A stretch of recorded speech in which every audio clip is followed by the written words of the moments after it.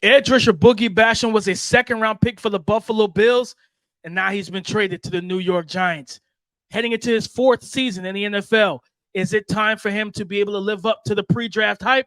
We'll tell you next on the Locked On NFL Draft Podcast. You are Locked On NFL Draft, your daily podcast covering the NFL Draft. Part of the Locked On Podcast Network, your team every day. What's up, Locked On family? Welcome back to the Locked On NFL Draft Podcast, your daily podcast covering your favorite draft prospects, part of the Locked On Podcast Network, your team every day. I'm your boy, Damian Parson, always on the ones and twos. You can find and follow me on Twitter at DP_NFL. I am the host of the Locked On Clemson Football Podcast. And guys, thank y'all for making Locked On NFL Draft your first listen today and every day, Monday through Friday. Thank y'all for being the family and our every dayers, man. But I got to give a shout out to my guy, my partner in crime, Mr. LSU himself, Keith Sanchez, that you can find and follow him on Twitter at The Talent Code. Keith, talk to him, baby. What's up, Locked On family? This is Keith Sanchez, senior draft analyst with the Draft Network, man. In 2019, national champ with those LSU Bengal Tigers, man. But you know why we're here, right?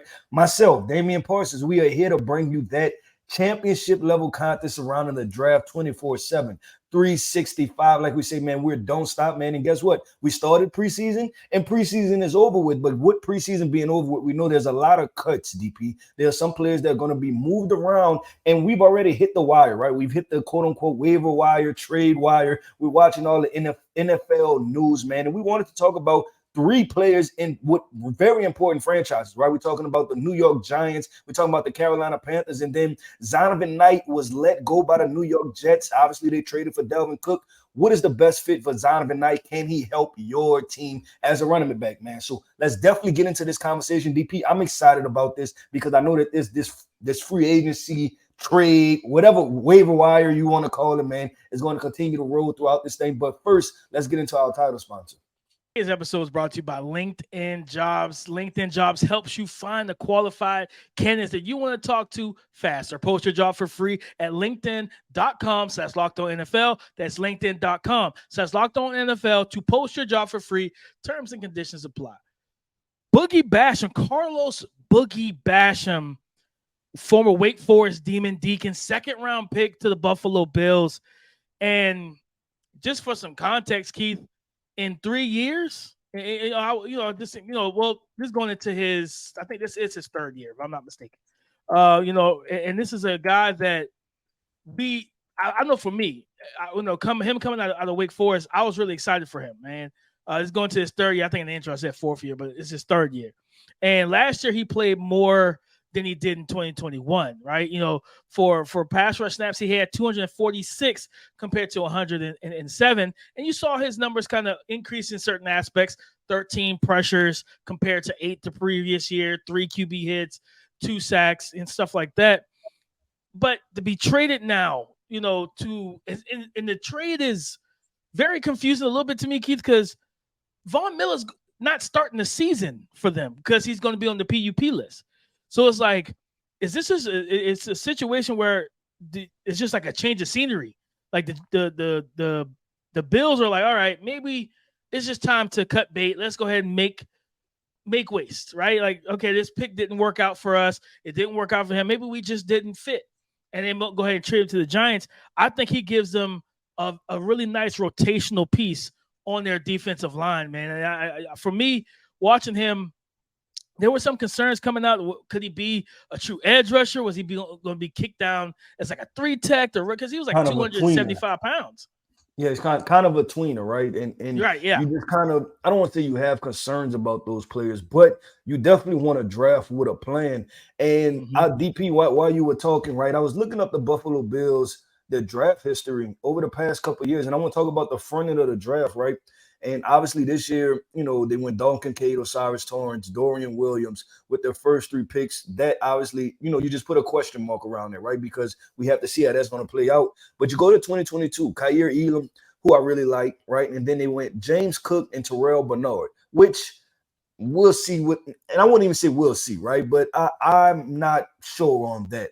That's the best way I can put that, right? Right. Then you go Gregory Rousseau in 2021, and you have Gregory Rousseau, Boogie Basham, and Spencer Brown, right?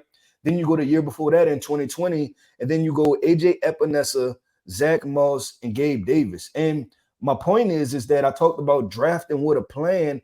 I don't know. These were very specific guys. They were not bad college football players, but they were very specific guys. And I'm not sure if, how to put it, the Buffalo Bills drafted these players to fit in these specific situations, right? I don't know if the player necessarily fit what the Buffalo Bills did, right? Zach Moss, we're talking about Zach Moss, big downhill power back, and DP, that's like, he's playing in the shotgun, right? That's not his game, right? And then AJ Epinesa, right? Much like Boogie Basham we just talked about, he was a tweenerish type guy, right? Was he 260 or 280? And they haven't necessarily found that out. And we can go down the list of a couple of the players. But while you were talking about Boogie, I thought about that. I'm like, wait, the Buffalo Bills draft, right? Just, kind of thinking about that, the top end of this draft, it's not been I would say it's not been the best, honestly. Like, they've drafted good players, but doesn't necessarily fit their scheme, DP. But can I transition back to the Giants? And you were talking about them with the Giants. I love this for the Giants. I trust in Wink, right? It's almost like Wink is one of those guys that he gets the benefit of the doubt. They just brought in Isaiah Simmons. So I think they plan on just bringing pressure. Like, you know what? We're going to get there some way, somehow. And I love it. And I'm hoping that they put Boogie in a situation to where his athleticism shows, right, to where he's just always in an attack style situation. And, it's like, let me put you, and I always talk about this, and our family always hear me say this, is that put me in an athletically advantageous situation, right? If I'm 260 and I'm a little bit too slow to beat the offensive tackle, kick me down and put me over a guard and let me beat the interior offensive lineman. So I really like the pick for the New York. I mean, I like the pick up, the trade. I like the pick for the New York Giants. No, and you said it, Keith. Wink Martindale is going to bring pressure, and we saw that with the first couple snaps of Isaiah Simmons, right? Like third down versus what was that? The Jets against Aaron Rodgers. He was calling that like it was week 8. Wink was calling that game like it was week 8. Wink was in his midseason bag. Like, no, we about all right, A-Rod, like you about to get all this pressure, but I think that's going to be the thing with Boogie and now having Isaiah Simmons as well. Like you said, just trying to figure out how to get as much pressure on opposing quarterbacks as possible. And for Boogie, I mean, he's listed at 274, 275, 6'3". So he still has that kind of tweener body. But then I was watching the tape on Anthony Richardson and stuff the first week of the preseason. And then I was watching the defensive line for the Bills, and Boogie was getting busy out there. You saw his ability to double hand swipe, getting around the corner, tight corners and stuff, like getting his hips flipped and closing on the quarterback and whatnot. I think that was when Gardner Minshew came into the game, and I was like, okay. At first I thought it was like the old guy who used to be on the team who wore 55, Jerry Hughes. I was like, wait, they got Jerry Hughes back? And then I had to look, and I was like, oh no, that's Boogie. I was like, okay, Boogie's moving a little differently than I remember from him. So I like seeing that kind of quickness, that the athletic ability to get around the edge. And like I said, you have Kayvon Thibodeau in New York. You have Aziz, right? And then the thing about the last 2 years of this deal, nothing is guaranteed. So you can cut bait with him if it just doesn't work out and it doesn't cost you anything to the salary cap, man. I think this is a very underrated trade. And I think Wink Martindale is going to be able to get a lot more out of him, probably than Sean McDermott was able to for the Buffalo Bills.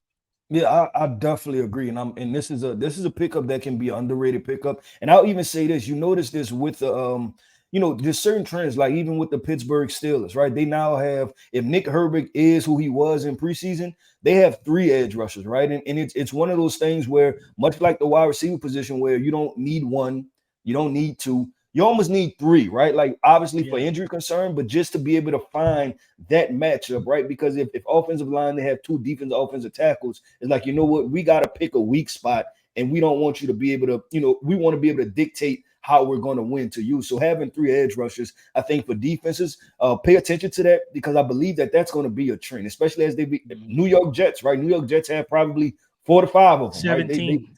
Right?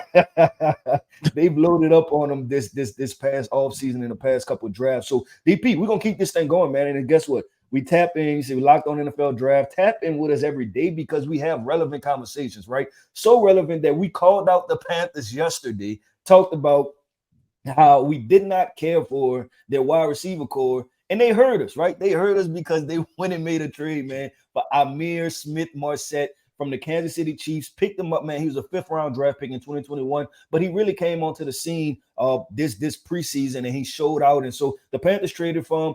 What I'm going to do is we're going to get into him because we want to just talk about, the type of player they're potentially picking up, and then we're going to be able to talk about if we're a little bit better, if we're feeling a little bit better about the Carolina Panthers. So that conversation coming up with a big wide receiver pickup.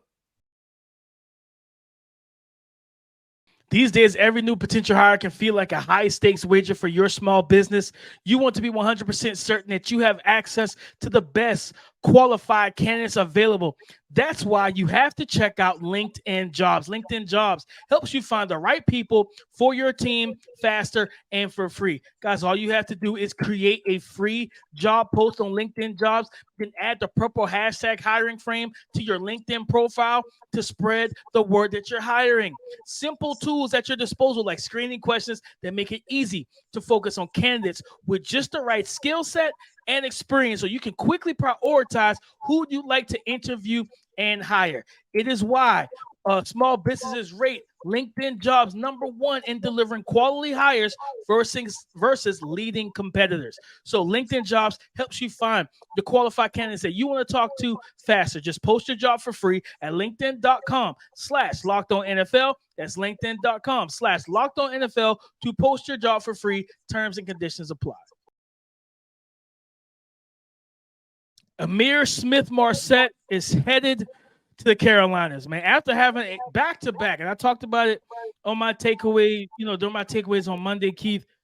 This kid went for the last 2 weeks 100%, 8 for 8, 193 yards receiving, 2 touchdowns, and I believe he averaged. Let me just make sure. Yeah, he averaged almost 23 yards per catch in the last 2 weeks of the preseason. And we just talked about not having, like, the Panthers offense, not having anybody quick twitch, not having no juice or explosiveness, a guy that can win one-on-one. Keith, I think Ihmir Smith-Marsette, I don't want to put too much on the young man, but I do believe that he brings the element that we were talking about them that they were missing. I think he brings that to this offense now. Yeah, I agree. I want to say that it's a step in the right direction, right, for the Carolina Panthers and being able to evaluate this wide receiver core and to kind of reiterate what our issue was, right, was that you kind of had similar bodies that provided similar skill sets, right? And you're talking about, run good routes. We don't know about separation. Guys that, you can trust them, just solid football players. But was there a guy that had the explosive element to it, right? Did you have a 6'6", 6'7" tight end, right? It was just one of those situations where I think they had so many replicas of the same thing.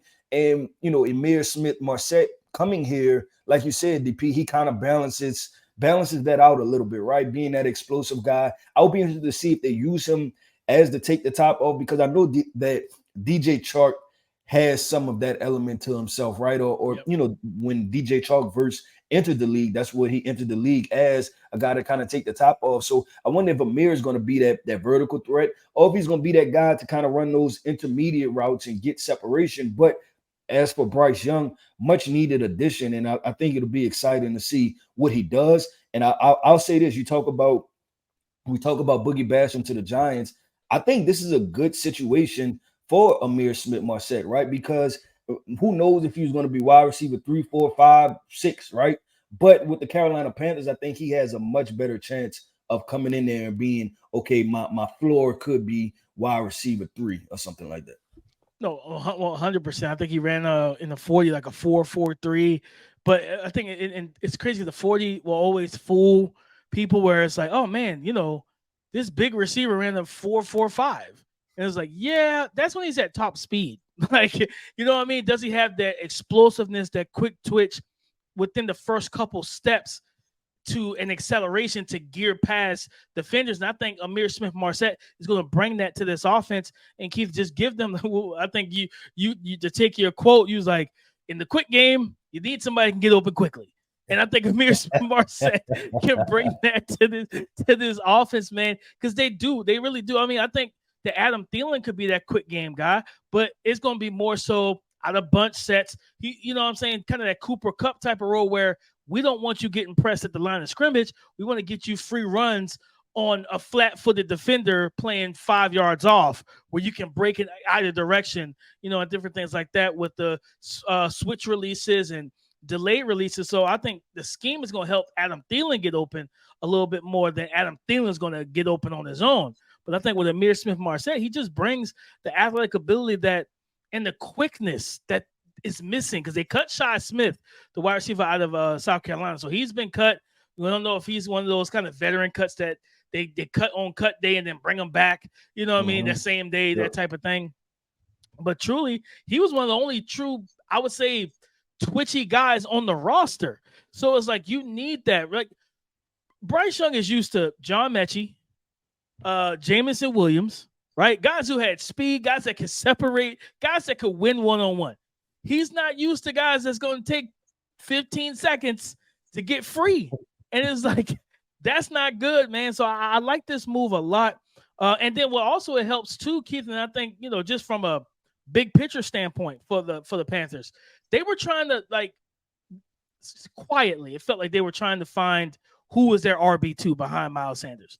And Raheem Blackshear out of, I think, Virginia Tech was he was being that RB3 and everything like that behind Chuba Hubbard in the preseason, but he was one of their main kick returns.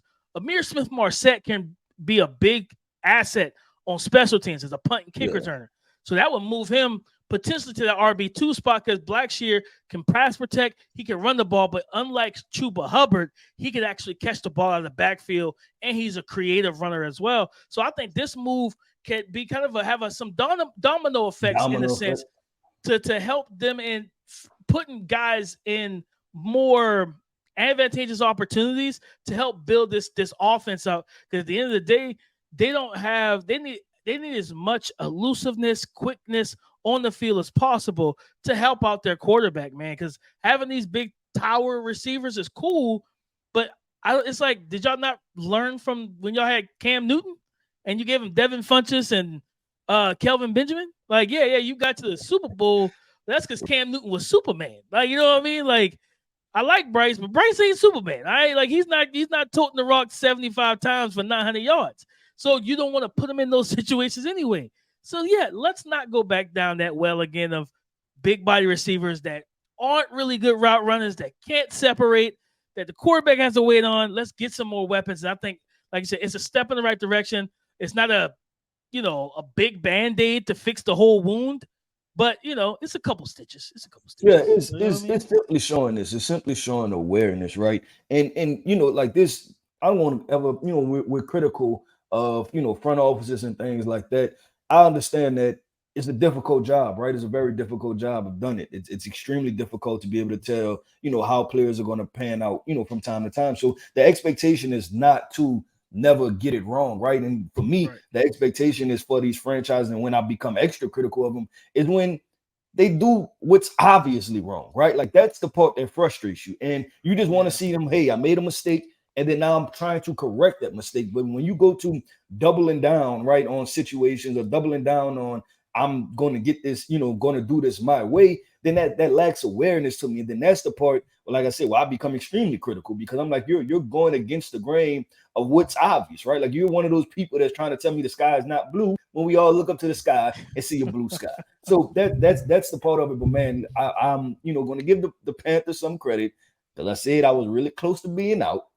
Week 3 is still my deadline, DP. If it don't look good, week 3, I'm out. I'm telling you, I'm out, DP. But DP, let's keep this thing going, right? Listen, man, like I said, man, we say with this, when I introed into this segment, man, we talk about everything. We talk about potential things that can pop up. And this is why we do this job. This is why we go 100% to talk to y'all, to let y'all know some of the things that might be coming down the pipe. And what did we talk about? Zonovan Knight with the New York Jets, man. He's been released, DP. They cut him. And we talked about this on the podcast because they said they have so many running backs, man. You're talking about Israel Bandakanda. You're talking about they traded for Dalvin Cook. You're talking about Breece Hall coming back. You're talking about Michael Carter, right? There was going to be an odd man out in this situation. So we're going to talk about Zonovan Knight, not only the player, but what teams we think that he will fit best, because while he was running back 5 with the New York Jets, he can go somewhere and potentially be running back 2. So we're going to get into that conversation coming up next.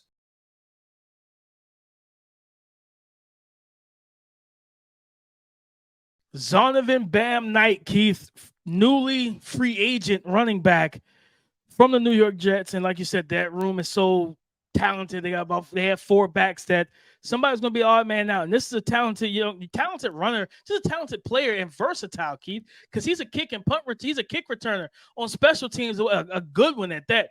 You can go back to the North Carolina State days. He can take it to the house. He's big. He's got speed. Keith, if I ask you, what are some of the best fits for this young man's talents? What teams do you immediately think about? Man, there's a couple teams, right, that we kind of just discussed. I can see a team in the AFC East. I would say the Buffalo Bills need to take a long, hard look at Zonovan Knight. I think he can provide what they want, and that's some versatility, right? A guy that can kind of catch the ball out of the backfield. But his name is Zonovan, but his nickname is Bam, right? And his nickname is Bam because he gets physical in between the tackles. And I think the Buffalo Bills, because how currently constructed, right, with the running backs they have. I'm thinking James Cook, right? James Cook is kind of more of a perimeter guy. You know what you're getting out of James Cook from a defensive perspective, right? So when I see James Cook on the field, I'm only threatened by one thing, right? And that's him on the perimeter, catching the ball out of the backfield, things like that. They need more backs that are more well-rounded, right? And like we talked about, Moss and, just the rest of the running backs they have, you can't be so specific in what they do. I get it. It's good to have backs that can do different things. But when you're so specific, you kind of dictate to the defense what to kind of expect, or what to be afraid of. So I would go to Buffalo Bills would be a team, him standing in the AFC East. The Dallas Cowboys, right? Obviously another team. We talked about the Minnesota Vikings. He would be another team that I would definitely be looking at. So there are definitely a couple of teams out there. DP, what teams come to mind for you? I think one of the first two in the same division in the AFC South, the Houston Texans behind Dameon Pierce. They have Devin Singletary, or they call him Motor, and I think Devin Singletary would be a good change of pace back. But adding another bigger back like a Zonovan Knight would be good behind Dameon Pierce. For one, it can keep him fresh, but then you also have, you have your primary kick and punt returner, or at least kick returner, solidified as well, where I think you could use Tank Dell on those punt returns, as we saw versus the Saints on this past weekend, where he had a big return and everything like that. So you see that playmaking ability. But the Indianapolis Colts, right? If this Jonathan Taylor thing, if this thing does not get solidified, if everybody's pointing at Miami now, they're thinking the Miami trade is going to be the one that's going to happen. If that happens, right? So it leaves you with, I think it's Deion Jackson, Evan Hull. Okay, they have some young backs on the team, but I would go ahead and bring another one in. With Anthony Richardson in that mesh point, he's going to make whoever's in the backfield's job a lot easier in the run game with the mesh point, with the RPOs, the zone read, the QB keeper, stuff like that. That backside end is never going to be comfortable to just crash the line of scrimmage and go after the running back with 6'4", 255, and runs a 4.4 in the backfield. That is Anthony Richardson. So I think Zonovan Knight could be a nice addition to that team or to that running situation as well. I mean, heck, Keith, I'm sitting here and I got to pull up the depth chart. I don't want the fan base to come at my neck because, you talk about adding running backs to certain fan bases, they get upset. The Cincinnati Bengals, right? You got Joe Mixon. You have Chase Brown. Bringing in Zonovan Knight is not going to be a deal breaker in terms of money. You know what I mean? It's more so like, hey, bring him on a 1-year prove-it deal. We put you in situations to let you shine and do your thing, and you allow him to walk out there and be a playmaker and be another playmaker for the team, right? Because whether, if Joe Mixon, you need to give Joe Mixon some time on the bench to let him get a breather. If he deals with some injuries, I know, like I said, you got Chase Brown, you have Chris Evans. I think, Williams is Travion Williams in the backfield as well. But at the end of the day, man, you can never have too many running backs, Keith. You just can't. You know what I mean? People, you got to be honest about it. You can't have too many running backs. And I think the team you brought up that to me is really intriguing, the Dallas Cowboys, 100%, right? Tony Pollard, Deuce, and stuff like that. And I'm just looking at the situation like, well, If you add him to this room, you have more of a between the tackles type of thumper, right? That can really absorb the contact, working as a downhill running back, things of that nature, but also has the big play speed to turn anything into a huge play in open field. Man, I think there's a couple teams that absolutely should be in on his services. I would look at the Washington Commanders also. That would be another team that could very well use a run game. That's kind of that run game has been, I would say, average, right? Their team philosophy, because you know it's some teams where it's like, okay, we're gonna have a high-powered offense, and defensively we're gonna just have some playmakers and make plays, right? And then you have the teams where we're gonna, play really good defense, and then we're gonna protect the football and run game.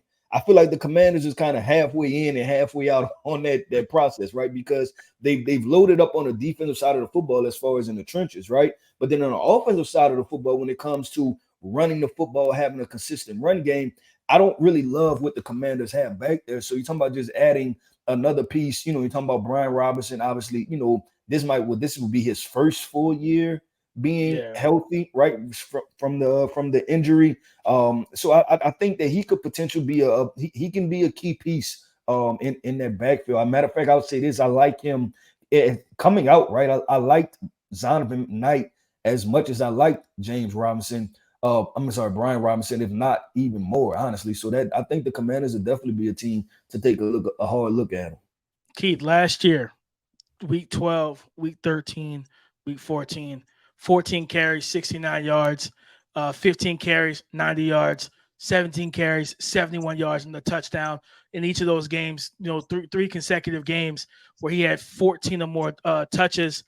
In those contests, he averaged over 4 yards per carry in every single one of those games. And listen, you can't understate where the New York Jets were last year, right? Zach Wilson, and this is not this version of Zach Wilson that's playing somewhat decent. This was bad Zach Wilson with no offensive line also, right, to go along with that, where everybody was keying in on stopping the run. So this is a guy that kind of put it on his shoulders last year and showed that he can do some things. So I'm excited to see where he goes, man, because he goes to a really good situation, right? That's kind of up to his agent and, just all the rest of these NFL transactions playing out. But I would want to definitely put him in the best situation, as possible and let him do his thing, because I think he could potentially surprise some people. Just because he was a cut candidate doesn't mean that he's not extremely talented football player. But DP, we know that this thing is going to continue to go, right? So I want to, whether it be tomorrow or the next day, continue to kind of talk about, some of these pieces that are going to move, because there's going to be some rookies, there's going to be some first, second year players that get let go, that get traded, right? That hit the waiver wire and things like that. So I'm extremely excited to continue to have this conversation. But I was thinking while we were doing the podcast, we still have to get in our predictions, right? Who's going to win these divisions? Talking about the NFC South, AFC East, right? We're going through the whole gamut, and we're going to talk about that. So in the upcoming shows, man, y'all make sure y'all stay tapped in with us, because we're going to put it on wax and let you know who we're talking about. Prediction-wise, we're going to talk about this and have some fun with it. Nah, for sure, man. Listen, guys, thank y'all for making Locked On NFL Draft your first listen today and every day, Monday through Friday. Guys, thank y'all for being the family, but also being our everydayers. Go subscribe and follow for free on YouTube or wherever you listen to podcasts to get the latest episode as soon as it is available. Tomorrow, listen, we got Thursday football. We got college football. We got some prospects to talk about on tomorrow's show to get you ready for all for everything on Thursday, man. Some big time prospects that should be playing that we want to highlight and get into. In terms of Twitter, you can find and follow me, Damian Parson, at DP_NFL. Follow and find and follow Keith Sanchez at The Talent Code. Talk to us, because we do talk back. Come and join the conversation again tomorrow on the Locked On Podcast Network. Your team every day.